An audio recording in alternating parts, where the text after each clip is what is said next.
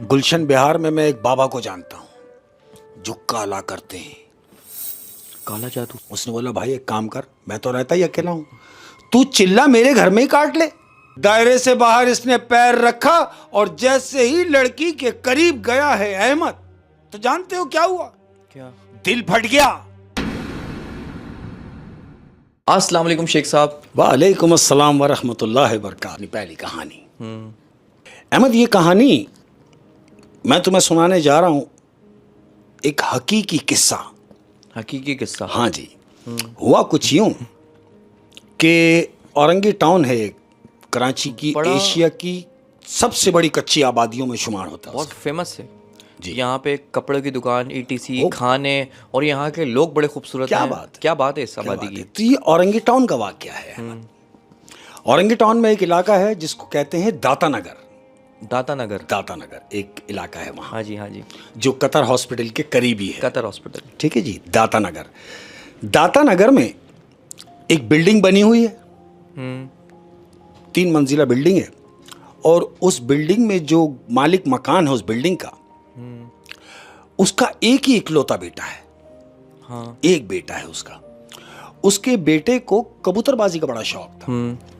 ये रोजाना मगरिब से पहले छत पे चला जाए और सीटियां और कबूतरबाजी हो रही है। कबूतरबाजी का शौक ऐसा है कि 100 नहीं 110% कि आपका अड़ोस पड़ोस डिस्टर्ब होगा कबूतरबाजी से होता है, क्योंकि सीटियां, शोर शराबा है ना, ये होता। तो अब चूंकि जो इर्द गिर्द के लोग थे मिडिल क्लास लोग हैं बेचारे, उन्होंने उसको क्या बोलना था, क्योंकि जिस घर में वो रहता है, जिसका वो बेटा है, वो खाते पीते लोग हैं। तो डर के मारे उससे कोई कुछ कहता नहीं था, उड़ाया जाए यार, उड़ा रहा था। उसके जो सामने घर है, याद रहे, अब वो तो टॉप पर कबूतर उड़ा रहा है, उसके जो सामने घर है वो घर है अभी खाली। 2 कमरों का वो घर है जो नीचे है, और उसका सहन ओपन है, यानी अगर वो बिल्डिंग के ऊपर से अगर कोई देखे तो घर का सारा मंजर नजर आए नीचे का। अच्छा अच्छा। उस घर में अभी घर खाली था। हाँ। तो उस घर में 2 मियाँ बीवी, नया जोड़ा उस घर में रहने के लिए किराए पे आया। हाँ जी। अब जब नई नई शादी हुई है, वो बीवी को लेके वहां शिफ्ट हुआ। दोनों मियाँ बीवी हैं सिर्फ उस सामने वाले घर में। अब क्या होता है अहमद, ये एक दिन शाम को अपनी छत पे चढ़ा हुआ है कबूतरबाजी के लिए, कबूतरबाजी कर रहा है। तो इसकी नजर नीचे सहन में पड़ती है। जब नीचे इसने सहन में देखा तो क्या देख रहा है कि एक लड़की सहन में झाड़ू लगा रही है, और ये मुसलसल ऊपर से उसको देख रहा है। अब ये जो झाड़ू लगा रही है बच्ची, उसको नहीं पता कि कोई ऊपर से देख रहा है, क्योंकि वो अपने हस्बो मामूल अपने काम में लगी हुई है। और इतनी हाइट पे कौन देखेगा? इतनी हाइट पे कौन देखेगा? तो जब उसने ऊपर से उसको देखा तो देखता ही रह गया अहमद। भला की खूबसूरत लड़की थी वो। अब जब इसने देखा कि यार ये मेरे सामने कौन किराएदार आ गए और इतनी खूबसूरत लड़की। दिन गुजरा, इसने अपने नीचे दोस्त अहबाब से पूछा कि यार वो सामने घर में कौन है? बोले बाबा वो 2 मियाँ बीवी आए अभी नए। बोले अच्छा, वो जो लड़की शादीशुदा है? बोले हाँ। बोले अच्छा। अब क्या हुआ, ये रोजाना कबूतरबाजी के नाम से छत पर चला जाए। अब कबूतरबाजी का टाइम 4:30-5 बजे शुरू हो, रोजाना जैसे होता था। लेकिन अब इसने क्या किया, ये 2 बजे से छत पर ही रहता था अहमद। जानते हो क्यों? के लिए? लड़की को देखने के लिए। ये दोपहर 2 बजे से जाके छत पे खड़ा हुआ है और लड़की को सिर्फ ये देख रहा है। एक दिन क्या होता है अहमद, लड़की अपने सहन में कपड़े धो रही है और ये ऊपर से खड़ा हुआ उसको देख रहा है। तो लड़की की अचानक जब ऊपर नजर पड़ी तो वो एकदम अंदर कमरे में भाग गई। जब कमरे में भाग गई तो ये उसका इंतजार कर रहा है कि शायद अब आए, शायद अब आए, शायद अब आए। लेकिन वो लड़की कमरे से बाहर नहीं निकली। वो हो सकता है कि कमरे के अंदर से भी उसे देख रही हो कि ये हटे तो मैं निकलूं, ऐसा भी हो सकता है। लेकिन जब तक वो खड़ा रहा वो लड़की सहन में निकली नहीं है अहमद। इसका मूड खराब हो गया। अब रात हुई। जब रात हुई तो दूसरा दिन इत्तेफाक से संडे पड़ा, छुट्टी का दिन। तो ये क्या देख रहा है कि छुट्टी के दिन उसका जो हस्बैंड है मियाँ, वो सहन में तिरपाल बांध रहा है। आप समझे, यानी सहन को सेव कर रहा है कि चादर बांध दूंगा तो ऊपर से कोई बेपर्दगी नहीं होगी। यानी यकीनन इस लड़की ने है ना बताया। शाबाश, मैं वहीं आ रहा हूँ कि बीवी, उसकी जो बीवी है, उसने उसको बताया होगा कि भाई ऊपर से लड़के होते हैं, कबूतर उड़ाते हैं, बेपर्दगी होती है, मैं किसी काम की वजह से सहन में आती हूँ तो आ नहीं पाऊंगी, तो तुम एक काम करो, तुम यहाँ तिरपाल बांध दो। शरीफ खानदान की कोई पर्दे के बच्ची लिए, थी, हाँ। ताकि पर्दे का एहतमाम रहे। यही सोच के उसके शौहर ने वहां पर्दा बांध दिया सहन में। अब शाम हुई, ये ऊपर चढ़ा। अब जब ऊपर चढ़ के इसने देखा, अरे ये तो तिरपाल बन गया, यानी कुछ भी नहीं दिख रहा। इसका मूड खराब हो गया अहमद। रात हुई। अब जब रात हुई तो इसने क्या किया मालूम? क्या? रात को 2:30-3 बजे का टाइम है अहमद, और इसका मियाँ जो है नाइट शिफ्ट पे गया हुआ है, नाइट की ड्यूटी करता है। ये रात को 3 बजे उसकी जो लड़की सामने रहती है उस गैरली में कूद गया। अब जैसे ही गैरली में कूदा है तो लड़की अंदर अकेली है अहमद। उसको ये महसूस हुआ कि कोई गैरली में कूदा है। बजाय इसके कि लड़की शोर मचाती या दरवाज़ा खोल के पूछती, उस लड़की ने कमरे की खिड़की खोली है। खिड़की खोलेगी तो गैरली नजर आ जाएगी। उसने खिड़की खोली। अब जब गैरली में झांका उसने तो देखा क्या ये खड़ा हुआ है। लड़की एकदम डर के पीछे हो गई कि खिड़की से पूछ रही कि तुम यहां क्या कर रहे हो? उसने बोला मैं तुमसे मिलने आया हूं। बोले बकवास बंद करो और यहां से जाओ वरना मैं शोर मचा दूंगी। कह रहा मचाओ शोर, तुम शोर मचाओगी, तुम्हारी बात पे कोई यकीन नहीं करेगा, मेरी बात पे सब यकीन करेंगे और मैं उनसे कहूंगा कि तूने मुझे बुलाया है। तो लड़की ने खिड़की के अंदर से उसके हाथ जोड़ के बोला कि खुदा के वास्ते तुम यहां से चली जाओ, मेरी नई नई शादी हुई है, मेरा घर बर्बाद हो जाएगा। इसने कहा कि मैं एक शर्त पे जाऊंगा। लड़की ने पूछा क्या? बोला तू ये तिरपाल हटवा दे, जो तूने अपने शौहर से तिरपाल सहन में बांधा है ये तू हटा दे। क्यों? कि मैं तुझे देख नहीं सकता। तो लड़की ने कहा कि मैं एक शादीशुदा औरत हूं। लड़की नहीं हूं, मैं औरत हो चुकी हूं, मैं शादीशुदा हूं, और तुम मेरे से क्या चाहते हो? उसने कहा कुछ नहीं, सिर्फ तुम मुझे अच्छी लगती हो। मैं कुछ नहीं जानता, अगर ये तिरपाल नहीं हटा तो मैं कल फिर आ जाऊंगा। अहमद ये कह के वापस वो दीवार कूदा और अपने घर चला गया। अब दिन गुजरा अहमद, बजाय इसके कि वो तिरपाल हटता, उस लड़की ने वो सारी बातें अपने मियाँ से शेयर की। तो उसने ये बात अपने मियाँ को बताई दोबारा कि वो कूद कर आया था। कूद कर आया था और वो गैरली तक आ गया था। हाँ। अब चूंकि ये गरीब आदमी है, इसने कहा अपनी बीवी से कि देखो, मैं अगर कोई शोर शराबा करता हूं तो इसमें हमारी भी बदनामी है, और मैं गरीब आदमी हूं, मेरी सुनेगा कौन? हाँ। वो कुछ भी कहेगा, वो पैसे वाले लोग हैं, लोग उसकी बात का भरोसा करेंगे, मेरी बात का यकीन नहीं करेंगे। तो बीवी ने कहा तो फिर आप क्या चाह रहे हैं कि मैं यहीं रहूं? उसने बोला नहीं, तुम परेशान ना हो, कुछ दिन यहाँ गुजारो, उसके बाद हम ये घर छोड़ देंगे। उसने कहा कि जितनी जल्दी हो सके आप यहाँ से ये घर छोड़ दें। इतनी बात हुई अहमद। अब क्या हुआ? रात हुई, मियाँ ड्यूटी चला गया, ये छत पे गया। छत पे गया ये सोच के कि तिरपाल हट जाएगा। हाँ, ये सोच के गया ना कि तिरपाल हट गया। वो इसने ऊपर जाके देखा कि तिरपाल तो वैसी का वैसी बंधा हुआ है। अरे इसने हटाया नहीं। अहमद अब इसने क्या किया? सिगरेट के टोटे जला जला के तिरपाल पे फेंके इसने। ओए ताकि आग लग जाए। आग लग जाए। पटाखे जला जला के तिरपाल पे फेंके इसने कि किसी तरीके से तिरपाल में आग लग जाए, ये जल जाए, ये लोग डर जाएं। तो क्या हुआ अहमद? उस एक ही रात में उसने उस तिरपाल का हशर कर दिया। सुराख सुराख ही सुराख हो गए, लेकिन वो लड़की सहन में नहीं आई। तिरपाल जल गया, जगह जगहों से छन्नी हो गया, लेकिन लड़की बाहर नहीं निकली। जब ये ऊपर बैठे बैठे परेशान हो गया, रात गुजरी, दिन हुआ। अब जब दिन हुआ तो इसने ये सोचा कि इसने तिरपाल तो नहीं हटाया था, आज मैं खुद रात को जाऊंगा। ये सोच रहा है अपने दिमाग में, और ये अपने किसी दोस्त के साथ किसी काम से चला गया। अब इसके शौहर ने क्या काम किया? शौहर ने सुजुकी लगवाई, घर का सारा सामान डाला और बगैर किसी को बताए वो घर छोड़ दिया। यानी जब उसने देखा कि इसने ये जला दिया, हाँ, तो उसने रातों रात शिफ्टिंग कर दी। बिल्कुल शिफ्टिंग कर दी। उसने बोला ये तो जला दिया, आज तो जला दिया, कल को खुदा ना खास्ता कुछ ऊंचा कोई और काम हो जाएगा तो मैं कहाँ जाऊंगा। यही सोच के उसने डर से, गरीब आदमी था, घर छोड़ दिया अहमद। वो घर छोड़ के गया। अब जब ये रात को वापस आया घर शाम को अपने, ये अज़-बे-दस्तूर कबूतर के लिए ऊपर चढ़ा। ऊपर चढ़ने के बाद इसने जाके देखा तिरपाल छन्नी हुआ है। ऐसा भी नहीं कि तिरपाल बदली किया हो, हटा दिया हो, ऐसा भी कुछ नहीं है, मगर तिरपाल में सुराख हुए हुए हैं और तिरपाल वैसे ही बंधा हुआ है। बाहर देख रहा है तो ताला पड़ा हुआ है। इसने बोले यार बाहर ताला, हो सकता है कहीं कहीं अभी आ जाएंगे। 1 घंटा 2 घंटा 3 घंटे गुजरने के बाद वो ताला नहीं खुला अहमद। ये नीचे उतरा और पड़ोस के लोगों से पूछा कि यार ये कहाँ है।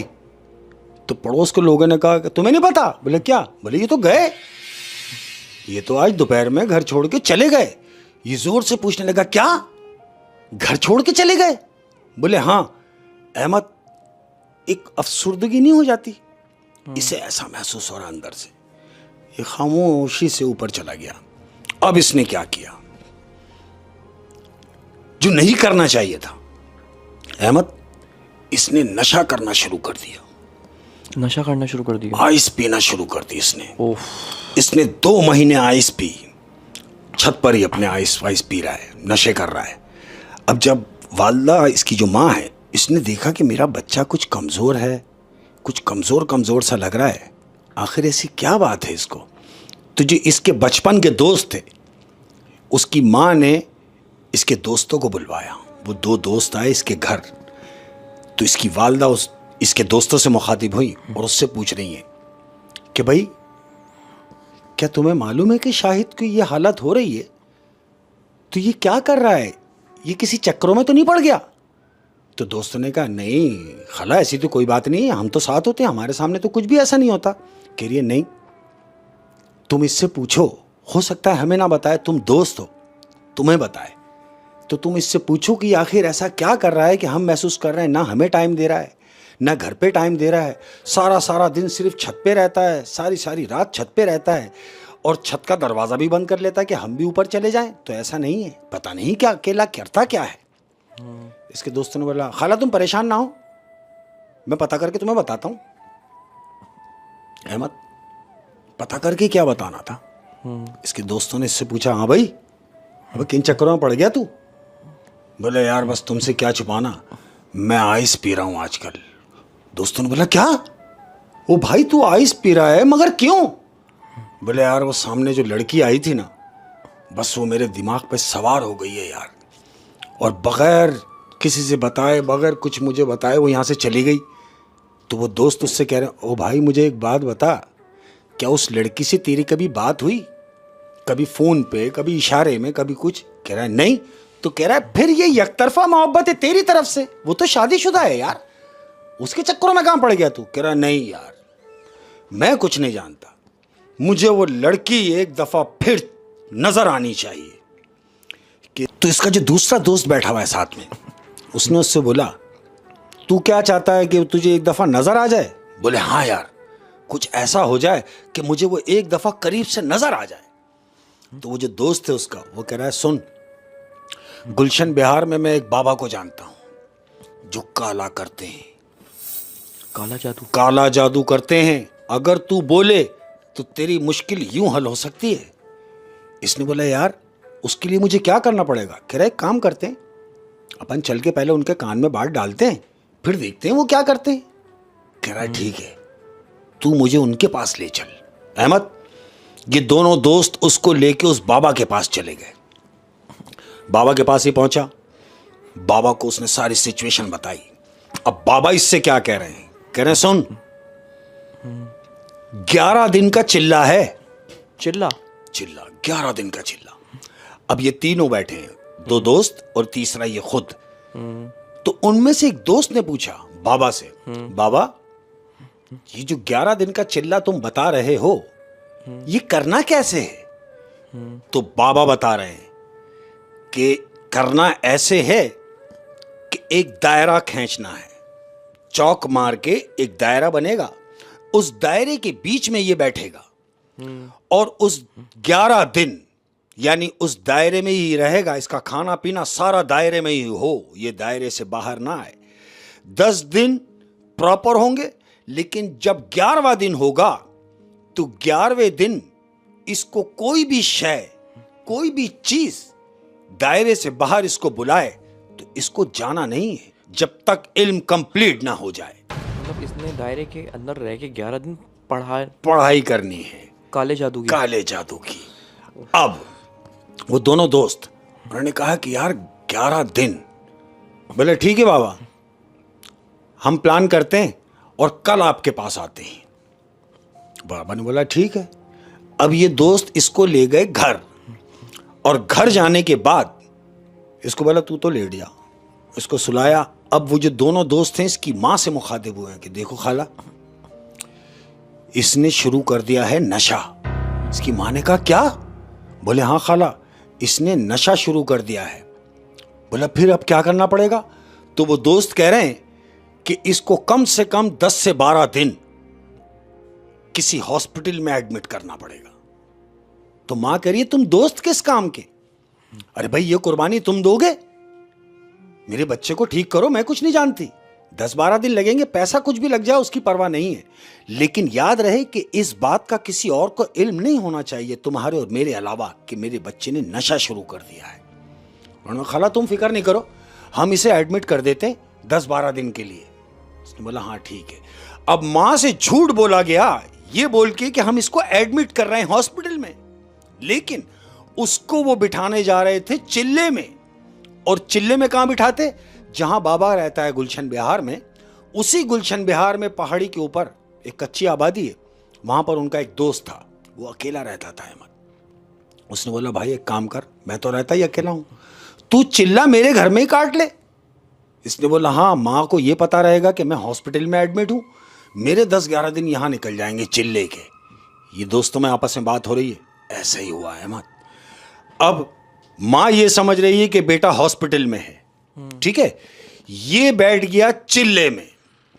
अब ये चिल्ले में बैठा है अहमद, दिन गुजर रहे हैं, हफ्ता गुजरा, पढ़ाई हो रही है, 9 दिन गुजरे, 10 दिन गुजर गए अहमद, ये उस दायरे में ही है और कामयाबी से कर रहा है, बिल्कुल लगा हुआ है। वो जो उस पढ़ाई करने वाले ने, बाबा ने बताया, वो पढ़ाई कर रहा है।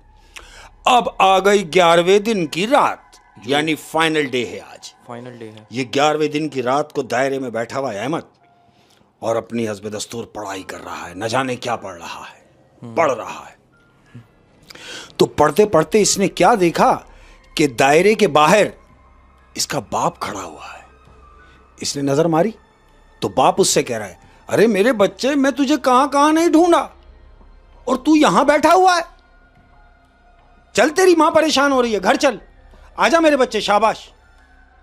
नहीं उठा, क्योंकि उसने कहा था कि कुछ भी हो जाए तुम्हें दायरे से बाहर नहीं आना। तो वो जो बाप की सूरत में है वो कह रहा है कि आजा मेरे बच्चे, घर चलते हैं। कि दायरे से नहीं उठाया मत, नहीं उठा, बाप गायब हुआ, मां आ गई।